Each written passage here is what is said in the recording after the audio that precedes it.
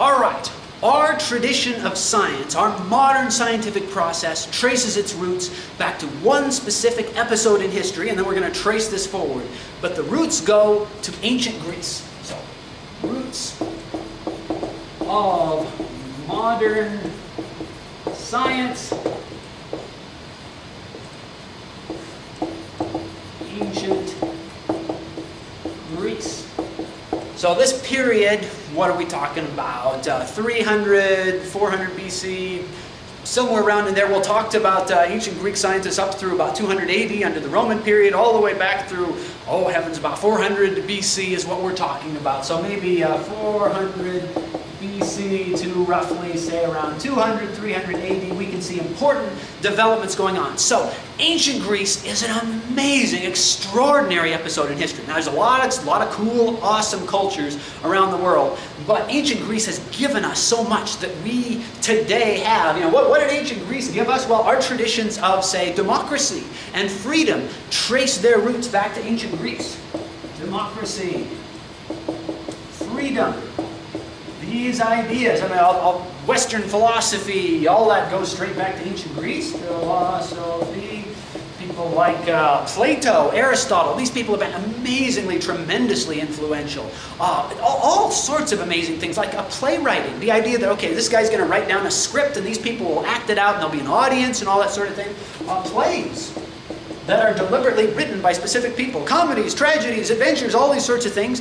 That tradition goes back to ancient Greece. All sorts of things about the writing of history, also the first atlas, all sorts of, it's just amazing how much of our culture begins in ancient Greece. And of course, the scientific side of it, absolutely. The scientific accomplishments of ancient Greece are amazing, and we'll talk about their astronomy because that's really cool. So, ancient Greece, Greek science. So what did the Greeks do? What did they do that was different? Why we're studying them as opposed to ancient Chinese science, which is also cool, or ancient Indian science, or all this. What were their key ideas that have been passed down through the 100 years and developed and all this sort of thing to get to modern science today? Well, one of the really big, giant, amazing key ideas is, first of all, you got these ancient Greeks, you know, philosophers, looking for natural explanations for things around them. So natural explanations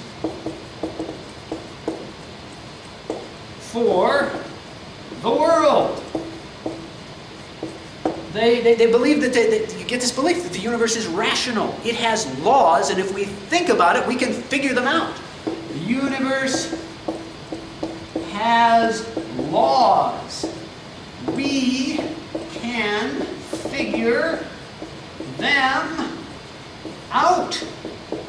By observing the world, thinking about it. I mean, these are the key ideas of science. This is essentially, most other cultures aren't even in this neighborhood at all. You know, there's thunder out there, and you ask somebody, why is there thunder? Well, you know, it's old Thor, man. He's up there throwing his great hammer Mjolnir around, and that's what makes the thunder. And so you see these, you know, so everything that happens, every storm, every drought, every problem is ascribed to, well, it's got to be, you know, it's got to be problems with the gods and the demons and all these crazy little spiritual forces, and everything has a spirit and a soul, and oh, well, you offend the elk, then, well, they won't allow us to get them again. These sorts of things like this. And that's one way of understanding the universe, and that's not science. And science says, no, there are laws. There are reasonable things. Every storm is not caused by, you know, some temper tantrum by some Nordic god. That maybe it's due to a high pressure zone interacting with the low pressure zone, and then you get all the details. And I don't know meteorology, but there are explanations for this. We can do this by figuring things out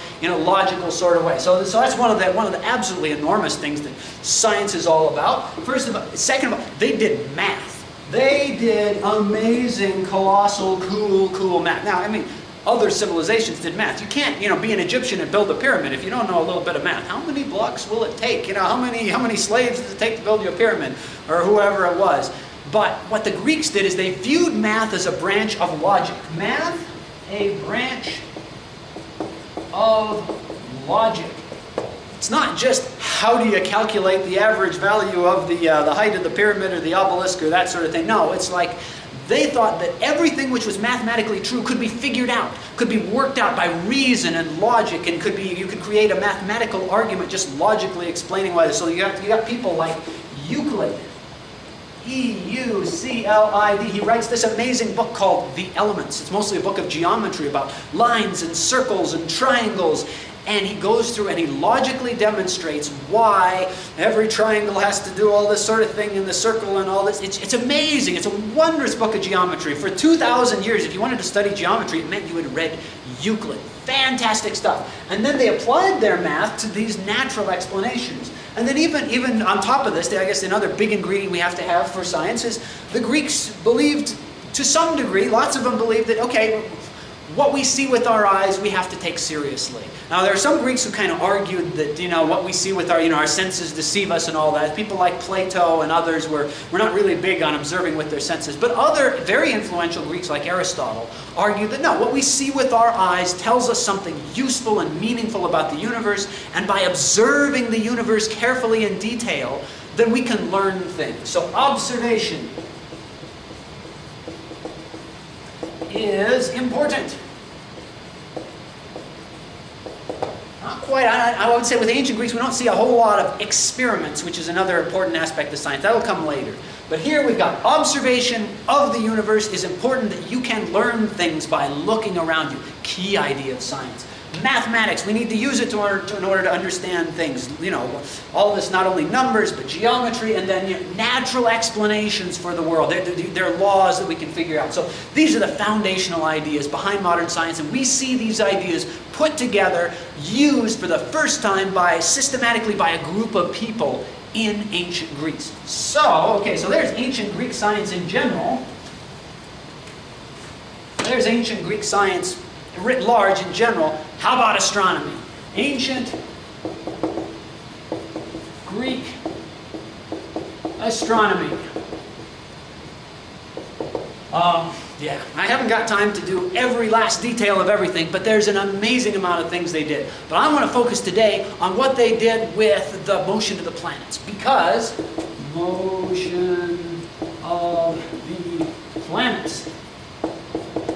And the motion of the planets was strange, was bizarre, was complex, was very, very difficult to figure out. The motion of the moon, no problem. The moon's in a big circle around the Earth every month. The sun, well, it appears to move in a big circle around the Earth through the stars every year. But the planets are complicated. They move at different speeds. The sun moves exactly, pretty much, constant thing through the stars. Moon, pretty much, sort of thing like that. The planets move faster and slower. They sometimes stop and they change direction and they go backwards and then they go forward again. So the motion of the planets is complicated, complex. They move backwards. When planets move backwards through the heavens, we call this retrograde motion. Retrograde. Other times they're moving forwards. We call this prograde or direct motion.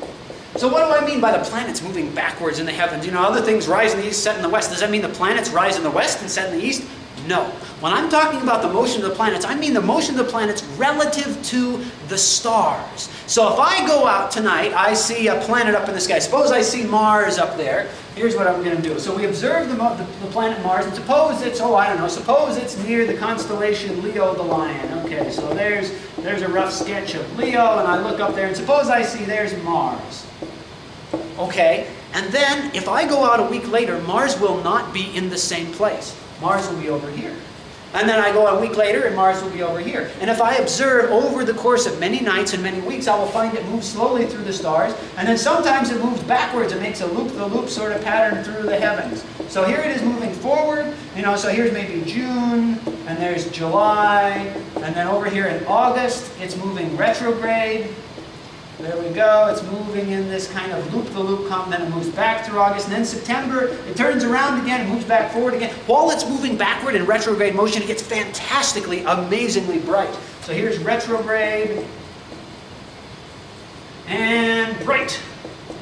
All right, so we've got the motion of the planets is complicated. It's weird, it's interesting, it's very difficult to figure out, and the Greeks worked at it. They worked on all sorts of things, but this turned out to be very important. They tried to figure out why the planets moved in the way they did, and they tried to come up with a specific mathematical model to let them exactly figure out precisely where the planets would be and predict where they were going to be in the future. That's a key idea of science. A scientific theory must make specific predictions about what's going to happen. So, who did that? Well, lots of Greeks did that. There were many, many, many Greeks who contributed to their ideas of the motion of the planets. The one who finally put it all together in one big, giant, amazing package, his name was Claudius. Ptolemy. He lived a couple hundred years AD, so he's Greek, but under the Roman period, and the Romans were still cool about the Greeks doing their stuff as long as they obeyed what the Romans said. So he came up with a geocentric model in order to allow him to understand why the planets moved forward and backwards in the skies. And what he did is, his idea was he put the Earth at the center, and he said, okay, all objects move in perfect circles around the Earth, and so they move in a big circle around the Earth called a deferent. And then, while they're moving in this big circle around the Earth, they're also moving in these small circles on top of the big circles, and the small circle is called an epicycle. And so what happens is, because it's moving in the epicycle as it moves around on the deferent, it's making a loop-the-loop pattern through the heavens. It goes like this, in a kind of loop-the-loop pattern through the heavens. And he said, okay, here's the retrograde motion. Retrograde. All right, and here's the prograde.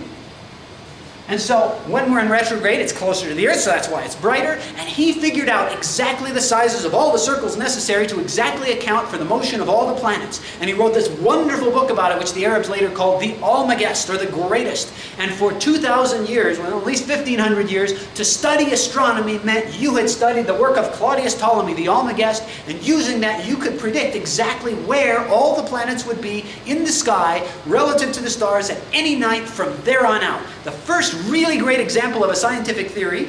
Of course, there's the minor detail that it's wrong, but other than that, it's a wonderful, amazing theory.